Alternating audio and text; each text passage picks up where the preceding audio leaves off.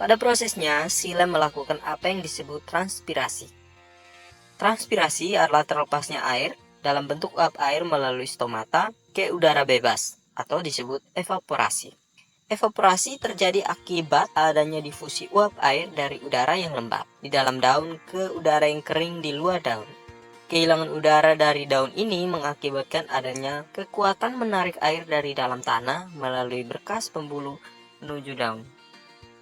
Pada bagian akar, rambut-rambut akan menyerap air dari dalam tanah secara osmosis. Kemudian pada bagian batang, air bergerak menuju gradien potensial.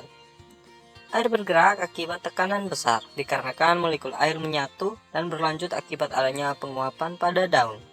Kehilangan air dari daun ini umumnya melibatkan kekuatan untuk menarik air melalui sistem pembuluh dari akar ke daun. Dalam proses ini tidak hanya air menuju ke daun, tetapi unsur hara dari dalam tanah ikut terserap menuju daun sebagai bahan proses fotosintesis. Proses perpindahan air dan unsur hara menuju daun tidaklah konstan.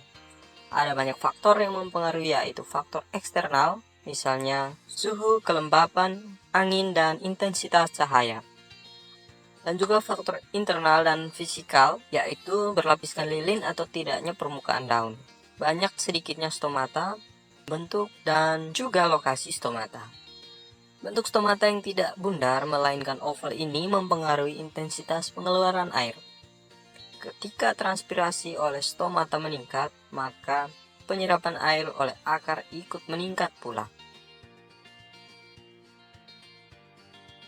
Translokasi merupakan pemindahan hasil fotosintesis dari daun atau organ tempat penyimpanan ke bagian lain tumbuhan yang membutuhkan. Jaringan tumbuhan yang bertugas dalam proses ini adalah floem. Jaringan floem mengangkut zat-zat hasil dari proses fotosintesis berupa gula dalam bentuk sukrosa dan asam amino menuju seluruh bagian tubuh tumbuhan. Dalam prosesnya, daerah sebagai sumber zat hasil fotosintesis dinamakan source dan daerah tempat diedarkannya dinamakan sink. Translokasi gula sukrosa diatur oleh kebutuhan dari organ-organ pada jarak jauh dan bergantung pada tahap perkembangan tanaman. Proses yang umum dikenal sebagai aliran tekanan. Konsentrasi gula yang tinggi di daun akan bergerak ke sel-sel dengan gradien konsentrasi yang lebih rendah. Sebagai contoh, perkembangan buah dan biji memerlukan energi tinggi.